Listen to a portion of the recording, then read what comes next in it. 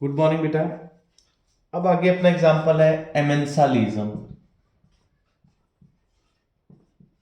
एमेंसालिज्म एक ऐसा रिलेशनशिप है जिसमें एक न्यूट्रल है बेटा, बट एक को लॉस हो रहा है। एक स्पीसीज को तो कोई प्रॉब्लम नहीं है, लेकिन दूसरे को लॉस हो रहा है। जो मैंने आपको एग्जांपल डिस्कस किया कौन सा था? पेनिसिलियम, फंगस और बैक्टीरिया का। पेनिसिलियम क्या रिलीज करते हैं? पेनिसिलिन। और पेनिसिलिन से बैक्टीरिया तो माइनस में है और इसको कोई प्रॉब्लम नहीं है, न्यूट्रल है। तो पेनिसिलियम नोटेटम इसका full name actually, Penicillium notatum और बैक्टीरिया के बीच में रिलेशनशिप है। तो इसमें बेटा पेनिसिलियम जो है वो एंटीबायोटिक रिलीज करता है, जिससे बैक्टीरिया का मेटाबॉलिक प्रोसेस रुक जाता है, सेल वॉल ब्रेक डाउन हो जाएगी। हमने एंटीबायोटिक्स का टॉपिक पढ़ा था ना पहले। इसके बाद बच्चे कुछ प्लांट्स ऐसे होते हैं जिनको हम बोलते हैं स्मूथर क्रॉप्स। ये भी एमेंसालिज्म में आते हैं क्योंकि ये क्रॉप्स क्या करते हैं, कुछ केमिकल रिलीज करती हैं जिससे इनके साथ वीड्स ग्रो नहीं कर सकते। तो वीड्स किल हो जाएंगे, तो वीड्स क्या होगी? नेगेटिव, और प्लांट्स के लिए न्यूट्रल। इनको कहेंगे स्मूथर क्रॉप्स। अब इसके बाद बेटा नेक्स्ट कंसेप्ट है कंपटीशन।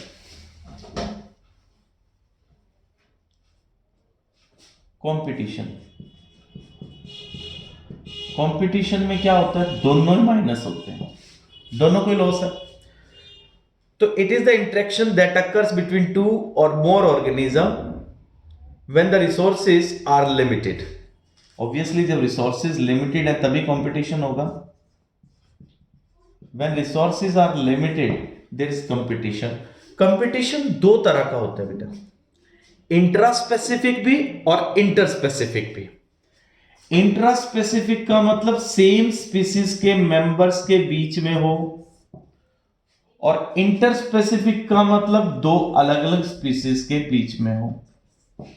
तो इंट्रा स्पेसिफिक जैसे सेम स्पीसीज में दो लॉयंस के बीच में है, दो टाइगर के बीच में है। इंटर स्पेसिफिक का मतलब इंडिविजुअल दोनों अलग अलग स्पीसीज से हैं लेकिन उनका फूड एक जैसा है। तो इसमें जैसे एक लॉयन है, एक टाइगर है, इसमें दोनों ही लॉयन है। तो ये ज्यादा डेंजरस है क्योंकि दोनों के फूड प्लस फीमेल शेल्टर एक जैसा, हैबिटेट एक जैसा है। तो कंपटीशन ज्यादा डेंजरस रहता है in case of intra specific. तो इंट्रा स्पेसिफिक में गॉस प्रिंसिपल लगता है बेटा। गॉस प्रिंसिपल का मतलब जो वीक होगा वो रिमूव हो जाएगा और जो स्ट्रॉन्ग होगा वो उस लोकेलिटी में सरवाइव करेगा। इसके बाद बच्चों ये बहुत ही इजी कंसेप्ट है, हमने इसके काफी एग्जांपल्स पहले भी पढ़ रखे हैं। तो आप जैसे रीड करेंगे तो सेम एग्जांपल्स रिपीट हो रहे हैं बेटा। अब एक लास्ट कंसेप्ट है इसमें, प्रीडेशन। प्रीडेशन में क्या होता है बेटा? एक प्रीडेटर होता है और एक प्रे। प्रे एंड प्रीडेटर का ये पॉजिटिव, ये नेगेटिव। तो predator is getting benefit.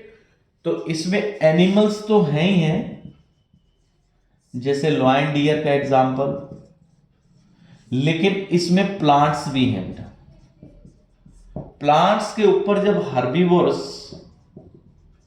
Herbivorous animals feed करते हैं प्लांट्स को, वो भी प्रीडेशन में ही आता है। तो प्लांट्स भी इन हर्बीवोरस से प्रोटेक्ट करने के लिए कुछ डिफेंस सिस्टम इनके अंदर भी इवोल्यूशन में आए बच्चे। तो प्रीडेटरी प्लांट्स देखो बेटा दोनों हो सकते हैं, प्रीडेटर भी प्लांट हो सकता है और प्रे भी प्लांट हो सकता है। तो प्रीडेटर प्लांट कैसे हैं? जैसे आपने इंसेक्टिवोरस प्लांट्स पढ़े हैं लोअर क्लासेस में, और प्रीडेटर एनिमल्स के तो बहुत सारे एग्जांपल हैं हमारे पास। तो predator plants, insectivorous plants like नेफेंथिस, sundew, और हर्बीवोरस प्लांट्स पे अटैक करते। इन रिवर्स प्लांट कैसे अपने लिए डिफेंस रखता है?